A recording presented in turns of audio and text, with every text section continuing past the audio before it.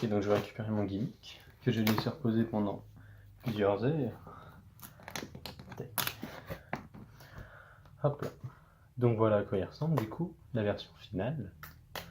On se retrouve avec ça du coup, avec une double face en quelque sorte, mais avec deux volets, comme on peut voir juste ici. Comme on construit donc mon setup ensuite. Donc prenez un jeu de cartes, de la même couleur en l'occurrence, c'est mieux.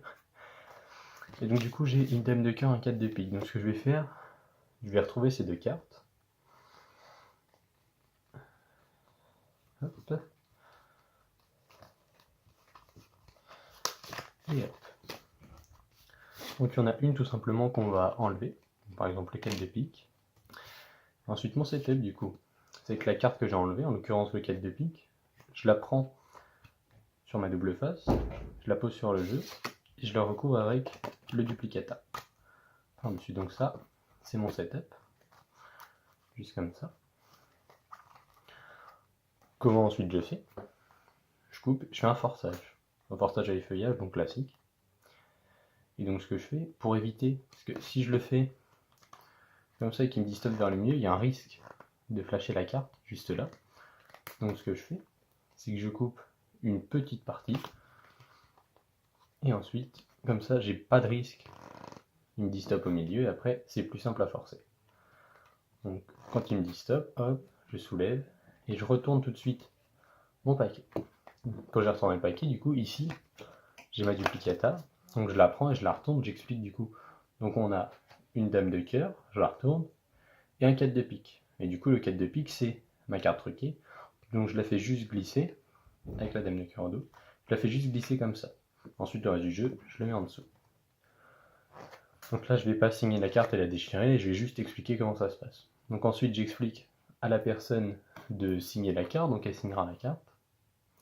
Hop, sur toute la face, c'est important. Et ensuite, je fais semblant de faire une levée double, alors qu'en fait, je prends juste mon gimmick et je le retourne. Donc, hop, et je me retourne vers mon deuxième spectateur et je lui dis, bah, vas-y, faites pareil, signez la carte. Donc, il signe. Ensuite, donc, mon gimmick sera signé. Et donc, comment ensuite l'apporter? Je prends le gimmick et la carte suivante.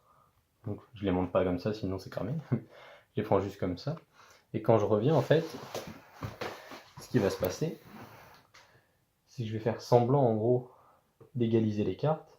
Mais au moment d'égaliser, en fait, j'attrape seulement mon gimmick et je lâche le reste, je le refais. J'égalise, je lâche la carte duplicata et j'attrape mon gimmick comme ça, en faisant toujours en sorte d'en avoir deux. Donc après, ce que je fais, je vais pas le faire maintenant parce que je vais m'en servir tout à l'heure, mais je plie la carte, donc je la plie d'un côté, je la replie de l'autre, etc. à chaque fois. Ensuite, je vais déchirer bien au milieu, et en gros, quand la carte sera déchirée, automatiquement, en fait, elle sera déjà recollée. Vous pouvez le voir dans la représentation.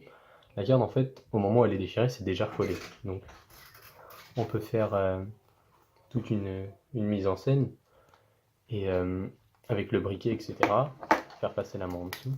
Automatiquement, en fait, la carte est toujours reconstituée.